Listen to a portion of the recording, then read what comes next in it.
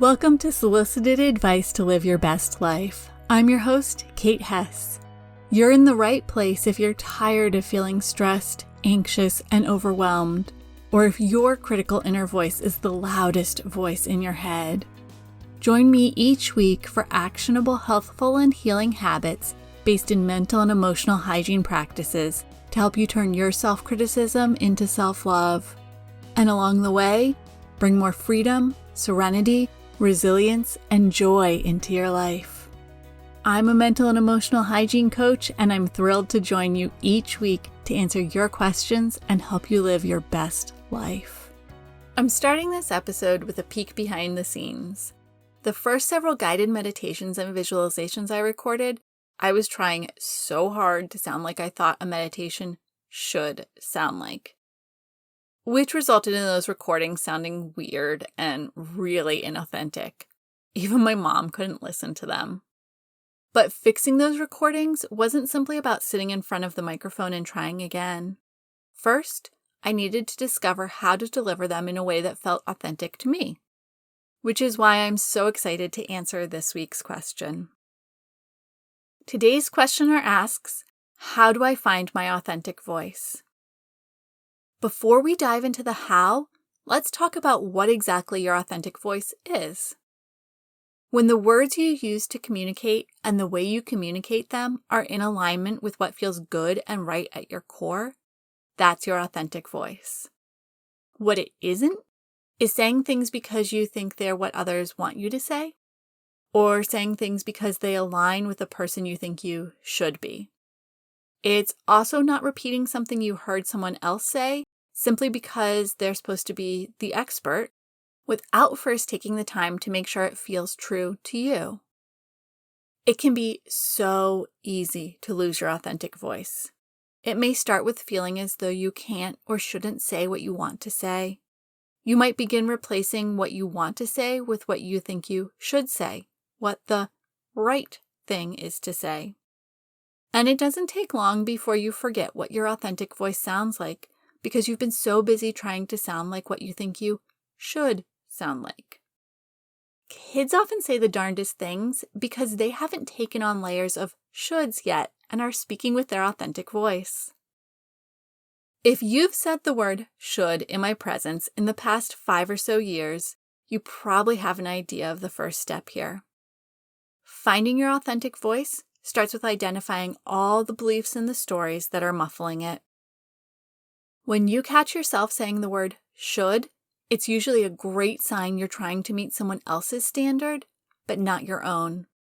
Have you ever found yourself saying, "It's okay, it's not a big deal," when in reality, it isn't okay and it is a big deal? Maybe you find yourself fuming in frustration because you're stuck at work alone finishing up a big project after telling everyone you'd be okay if they went home to their families. Take a moment and think of the last time you found your thoughts and words were out of alignment in this way. Now think about the story or belief that caused you to respond in that way. Maybe it's something along the lines of, nice women don't make other people's lives harder, or good girls respect their elders by staying silent, or people only like me because of what I can do for them. This can be big work digging in and discovering the stories and beliefs fueling your shoulds. To help give you a framework in which to get started, I've put together a worksheet and companion blog post. You can download the worksheet at nourishnestbreathe.com/P24. That's P as in podcast and the number 24. We also did a micro exercise on this topic in episode 6 of the podcast, and it's a great place to start if diving in headfirst feels a little overwhelming. Not only do we use the word should to muffle our authentic voice, we also use it to guilt and shame ourselves for not thinking or feeling the way we believe others expect us to. I was on a discovery call with someone the other day who noted that she sometimes spends more time running errands than she should. I stopped her to drill down on that. For her, running errands is one of the few times she gets a break from taking care of her kids. It's her alone time. And some days, she's going to need a little more of that than others in order to return to her family as her best self. The amount of time it should take her to complete her errands was her belief of what others thought was an appropriate span of time in which to do those tasks. In identifying that belief, she was able to shift her language to instead say, "Sometimes I need a little extra alone time so I can drive a few miles below the speed limit, take extra time to pick out my produce, or wander the aisles of the big box store instead of having the item I need ready for curbside pickup." The way she framed her errand running changed, and that shift in mindset and languaging is key to finding your authentic voice. But it's not just about the words we say, it's also about how we say them. Maybe you phrase a statement you firmly believe in as a question because you're not sure how the other person you're talking to thinks or feels on the subject. Or perhaps you use a carefree tone even though you're talking about something you feel very strongly about. It could be something as little as what to have for dinner, or something as big as making a major life choice. Remember those first attempts I made at guided meditations and visualizations? When I recorded them, I thought I should sound ethereal and enlightened.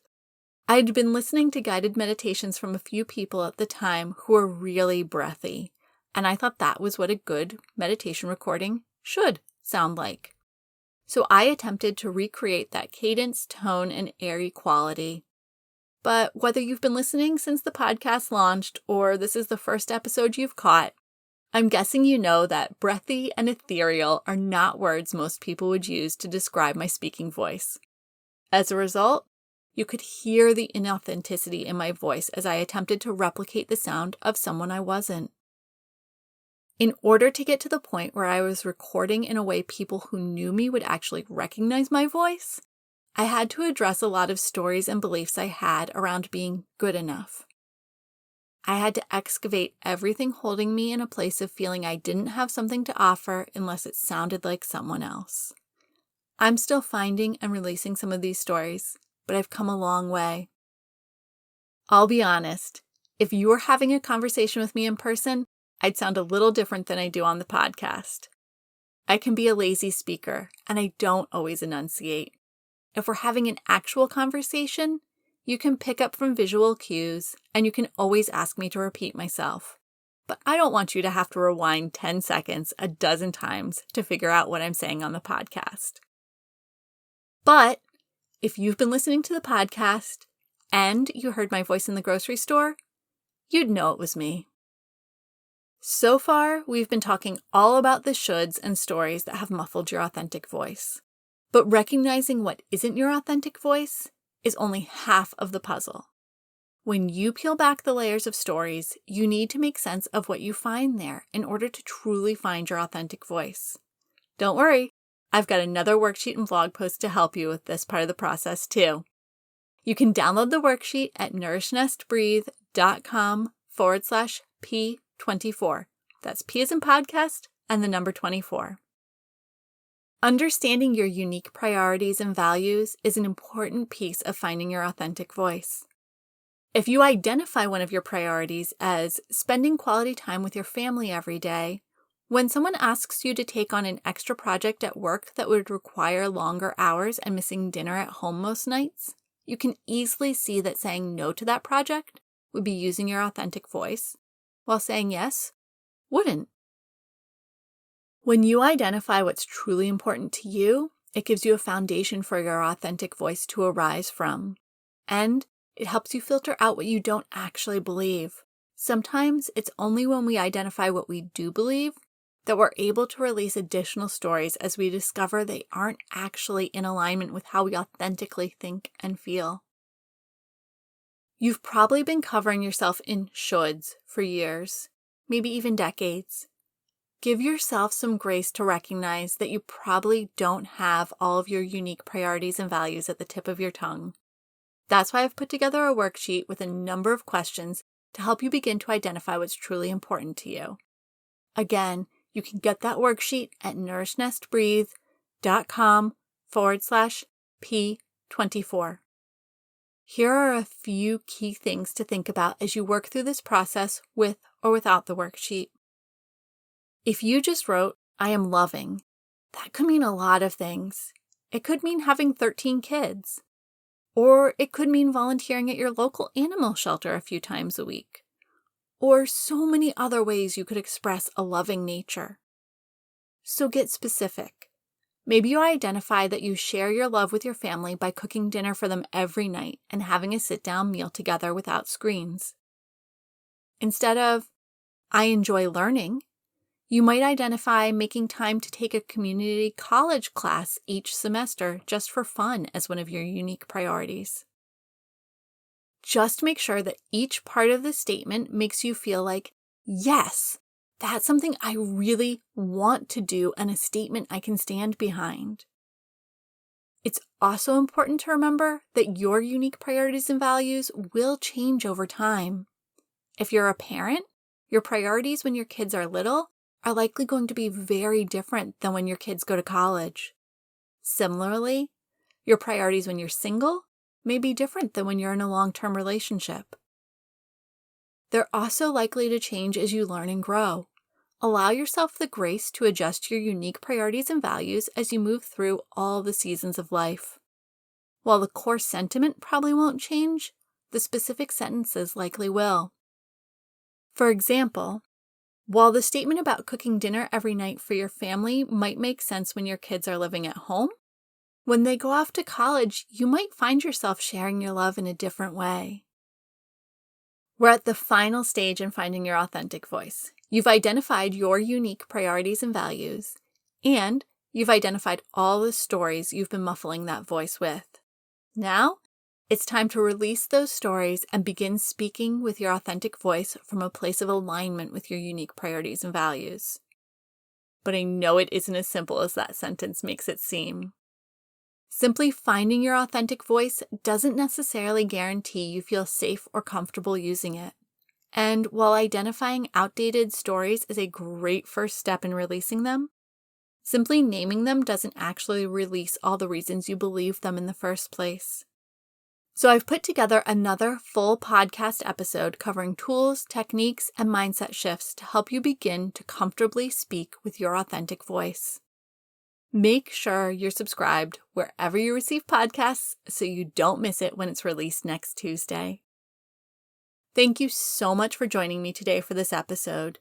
If you've got a question that you'd love to hear addressed on a future episode, please submit it using the form on my website at nourishnesttbreathe.com/podcast. I'll include that link in the show notes. And remember, living your best life isn't about changing your life. It's about changing the way you show up for your life. Thank you so much for joining me for this episode of Solicited Advice to Live Your Best Life.